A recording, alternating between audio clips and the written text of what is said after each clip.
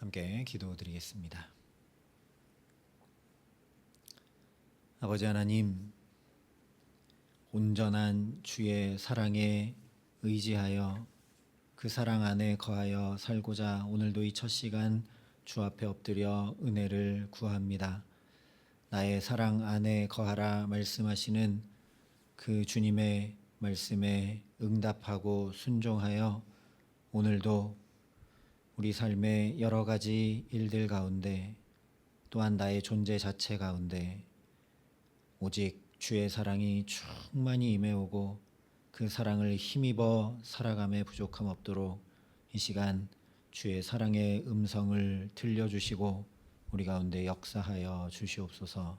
예수님 이름으로 기도합니다. 아멘.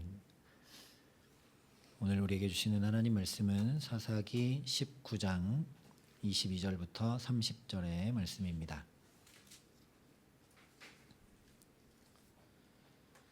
사사기 19장 22절부터 30절의 말씀을 봉독해 드리겠습니다. 하나님의 말씀입니다. 그들이 마음을 즐겁게 할 때에 그 성읍의 불량배들이 그 집을 에워싸고 문을 두들기며 집주인 노인에게 말하여 이르되 내 집에 들어온 사람을 끌어내라. 우리가 그와 관계하리라 하니 집주인 그 사람이 그들에게로 나와서 이르되 아니라 내 형제들아 청하노니 이 같은 악행을 저지르지 말라. 이 사람이 내 집에 들어왔으니 이런 망령된 일을 행하지 말라. 보라, 여기 내 처녀딸과 이 사람의 첩이 있은즉 내가 그들을 끌어내리니 너희가 그들을 욕보이든지 그들의 눈에 좋은 대로 행하되 오직 이 사람에게는 이런 망령된 일을 행하지 말라 하나 무리가 듣지 아니하므로 그 사람이 자기 첩을 붙잡아 그들에게 밖으로 끌어내매 그들이 그 여자와 관계하였고 밤새도록 그 여자를 능욕하다가 새벽 미명에 놓은지라. 동틀 때에 여인이 자기의 주인이 있는 그 사람의 집 문에 이르러 엎드러져 밝기까지 거기 엎드러져 있더라. 그의 주인이 일찍 일어나 집 문을 열고 떠나고자 하더니 그 여인이 집 문에 엎드러져 있고 그의 두 손이 문지방에 있는 것을 보고 그에게 이르되 일어나라. 우리가 떠나가자 하나 아무 대답이 없는지라.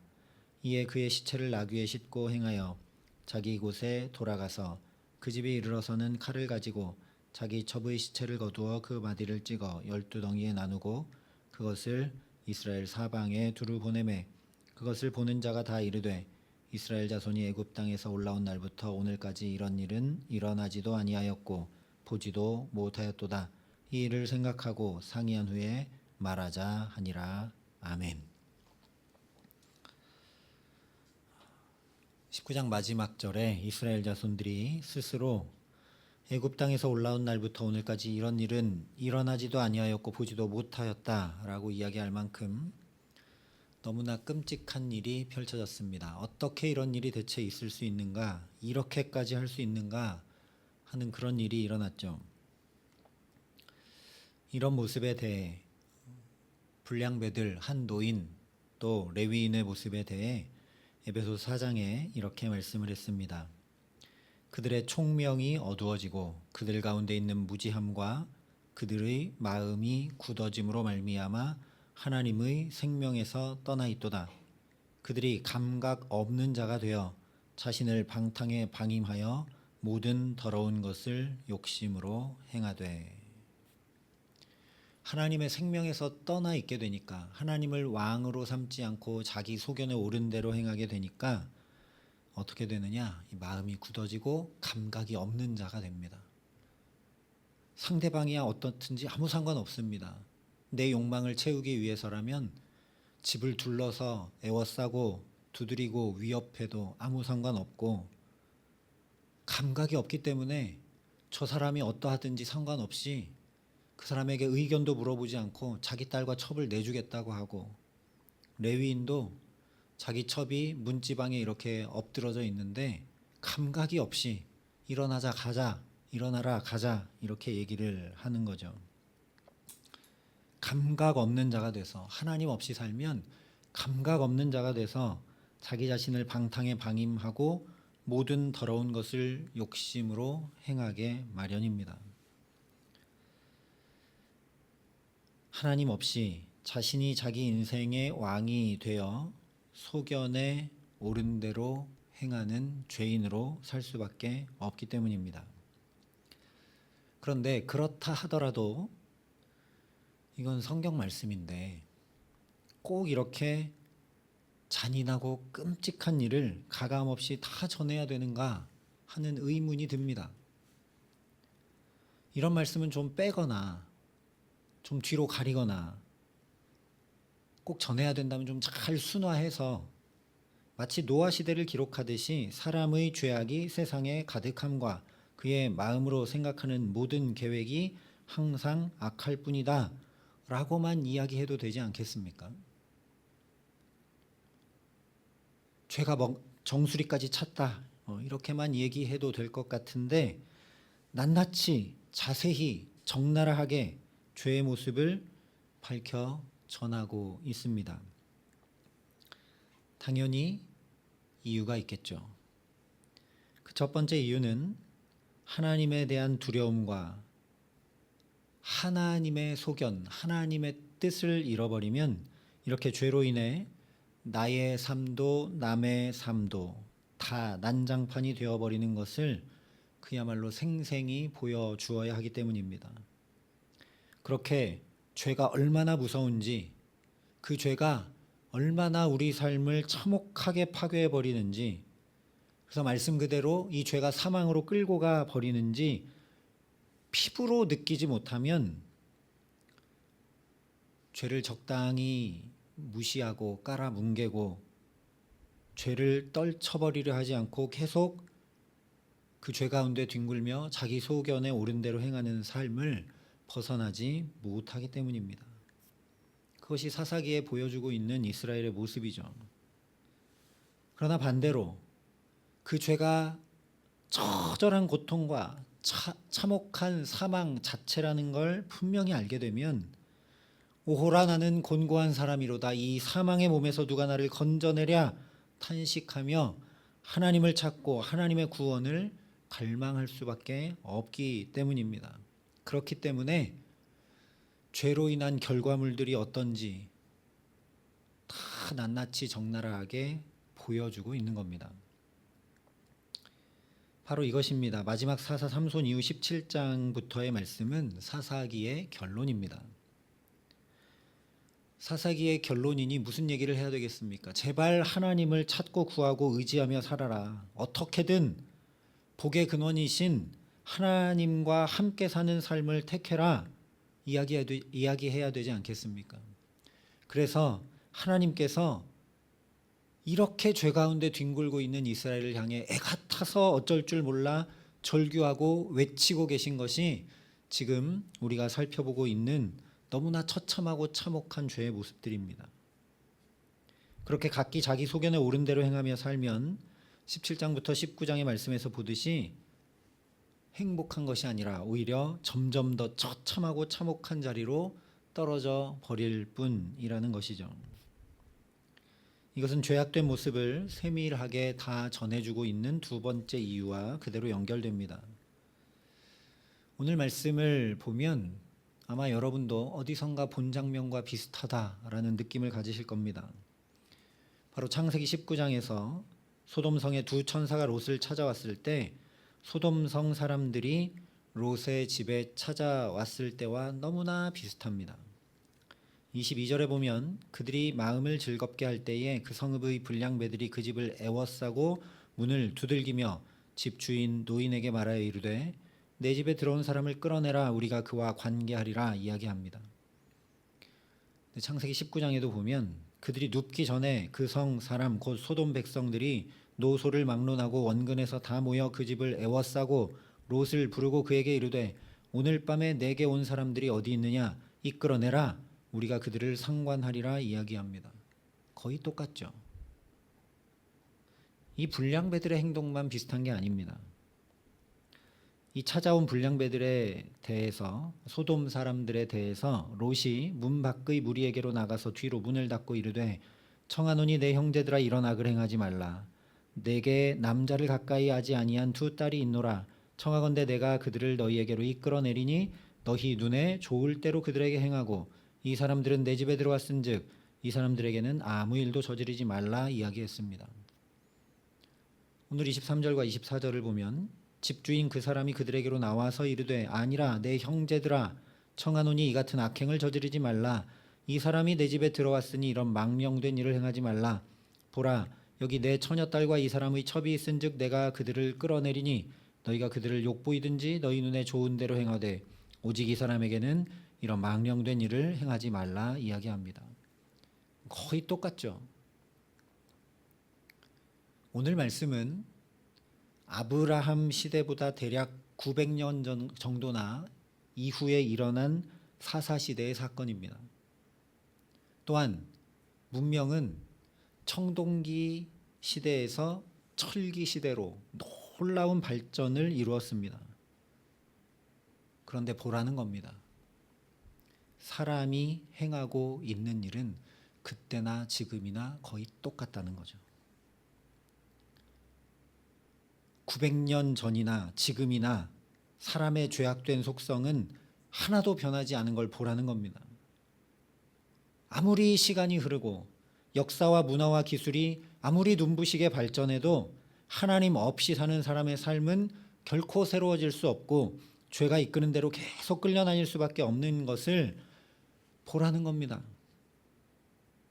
그렇기 때문에 그런즉 누구든지 그리스도 안에 있으면 새로운 피조물이라 이전 것은 지나갔으니 보라 새 것이 되었도다 말씀한 것입니다. 반대로 얘기하면 예수님 안에 있지 않고는 결코 새로워질 수 없는 것이 바로 우리 인간이라는 말씀입니다.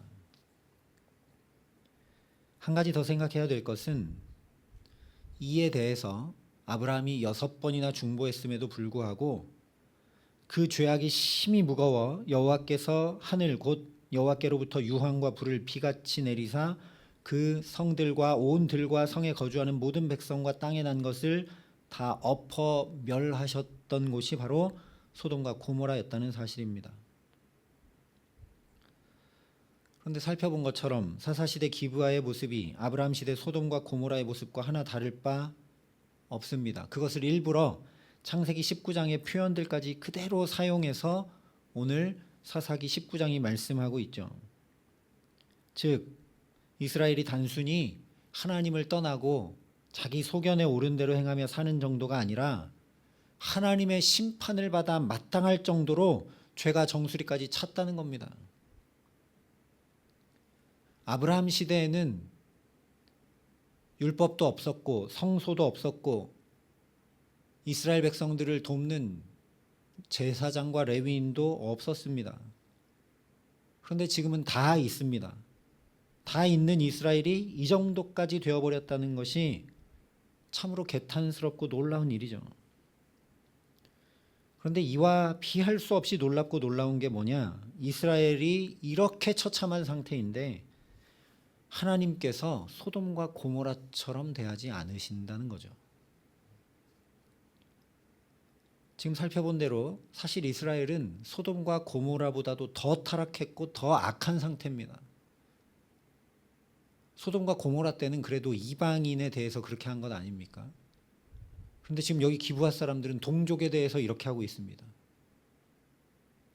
이방 민족이 아니라 이스라엘 동족에 대해서 이렇게 행하고 있다는 거죠. 그야말로 죄가 머리 끝까지 찼으니 하나님께서 심판하셔도 할 말이 없고 어쩌면 심판받아 마땅합니다. 그런데 이것이 바로 19장에 적나라한 죄의 모습들을 모두 다 밝혀 전하고 있는 이유입니다. 우리는 사사기를 이렇게 읽어 내려가다 보면 16장까지 삼손 얘기를 마친 다음에 17장부터 21장까지 더 타락한 이야기가 이어진 것으로 사사기가 맞춰진다라고 생각합니다. 이제 사사들도 다 끝나고 이제 더 추악하고 악한 모습으로 나라까지 떨어지고 사사기가 마치는 것처럼 생각하게 되는데 성경이 그렇게 16장, 17장, 18장, 19장, 20장, 21장 흘러가니까 그렇게 생각하게 되죠. 그러나 사실 사사기의 결론인 17장부터 21장은 사사기 초기에 있던 일입니다. 일부러 초기에 있던 일을 결론부에 얘기하고 있는 겁니다. 사사시대가 이렇게 처참하게 무너진 시대이기 때문에 하나님이 이렇게 행하셨다라는 게 사사기입니다. 그게 사사기 결론입니다. 이렇게 죄악 가운데 무너져 있는 소돔과 고모라보다도 더한 그 이스라엘을 하나님이 심판하시지 않았다. 오히려 이런 이스라엘을 위해 12명이나 사사 즉 구원자를 보내고 또 보내셨다라는 것이 바로 사사기 말씀입니다. 호세아서에 이런 하나님의 모습, 하나님의 마음을 명확하게 말씀해 주었습니다. 내 백성이 끝끝내 내게서 물러가나니 비록 그들을 불러 위에 계신 이에게로 돌아오라 할지라도 일어나는 자가 하나도 없도다. 에브라임이여 내가 어찌 너를 놓겠느냐. 이스라엘이여 내가 어찌 너를 버리겠느냐. 내가 어찌 너를 아드마같이 놓겠느냐. 어찌 너를 스보임같이 두겠느냐. 내 마음이 내 속에서 돌이켜 나의 긍휼이 온전히 불붙듯 하도다. 내가 나의 맹렬한 진노를 나타내지 아니하며 내가 다시는 에브라임을 멸하지 아니하리라. 이는 내가 하나님이요 사람이 아님이라. 내 가운데 있는 거룩한 이니 진노함으로 내게 임하지 아니하리라.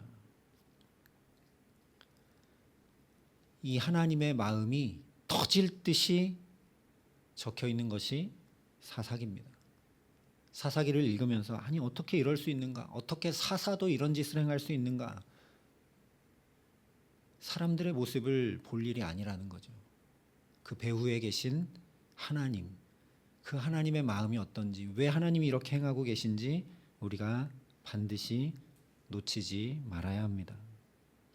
실제 하나님은 심판하신 것이 아니라 독생자 예수 그리스도까지 다 내어주시고 우리를 감히 주님의 자녀 삼아 주셨습니다. 그래서 로마서 8장에 보면 높음이나 깊음이나 다른 어떤 피조물이라도 우리를 우리 주 그리스도 예수 안에 있는 하나님의 사랑에서 끊을 수 없으리라 말씀한 것입니다. 그러니까 사사기의 결론이 뭐냐? 이런 하나님 왕 삼고 살면 되지 않겠느냐? 이게 결론이라는 거죠. 자, 하나님을 보라. 우리는 이렇게 악하고 이렇게 넘어지고 그 중에 제일 낫다는 사사도 저렇게 쓰러지지만 하나님은 끝까지 포기하지 않으시고 붙드신다. 그러니 그 하나님을 왕 삼고 살아라 하는 것이 사사기의 말씀입니다. 우리의 소망은 오직 이 긍휼과 사랑의 하나님이십니다.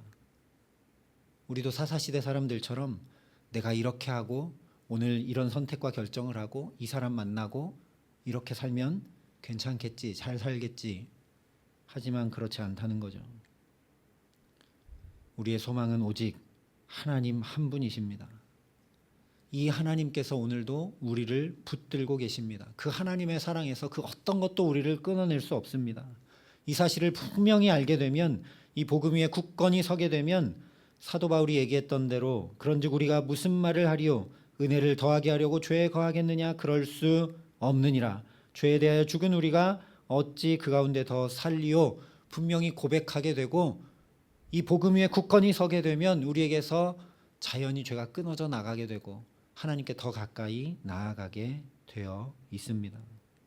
그러니 오늘 우리도 여러 가지 죄들에 대하여 하나님으로부터 떠나게 하고 하나님과 나 사이에 막힌 담이 세워지게 하는 그 죄들에 대해서 그럴 수 없느니라 선포하며 죄와 상관이 없는 주님의 자녀로 살아갈 수 있도록 그 어떤 것으로도 끊을 수 없는 하나님의 사랑에 붙들려 있음을 성령께서 분명히 깨달아 알게 하시는 은혜 더해 주시기를 간절히 기도합니다.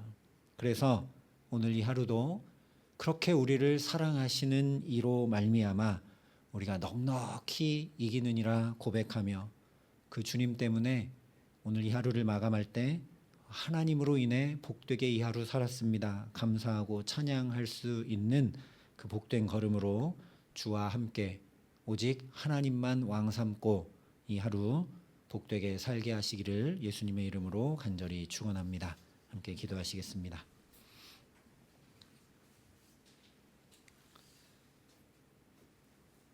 하나님은 사랑이시라 하신 그 말씀 우리 마음과 영혼에 깊이 새겨지게 하여 주시옵소서.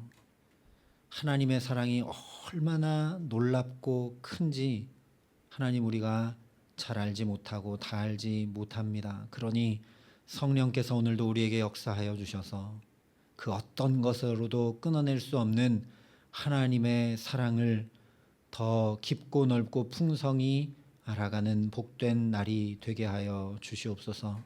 그래서 우리를 사랑하시는 이로 말미암아 내 앞에 펼쳐진 상황과 사건과 또 죄악과 시험과 악도 넉넉히 이기는 복된 삶을 주와 함께 살아감에 부족함 없도록 이 기도의 시간 성령으로 함께 하시고 하나님의 사랑을 가득 부으시고 능력과 지혜와 힘과 말씀으로 우리에게 역사하시고 함께하여 주시옵소서. 이제는 주 예수 그리스도의 은혜와 하나님의 사랑과 성령님의 교통하심이 여기 머리 숙여 하나님의 사랑에만 붙들려 살기를 소원하고 결단하는 여기 모인 모든 주의 성도들과 사랑의 빛교회 모든 교우들과 이 나라의 민족과 이 귀한 복음을 오늘도 세계 만방에 전하시는 선교사님들 가운데 이제로부터 영원토록 함께 하시기를 간절히 축원하옵나이다. 아멘.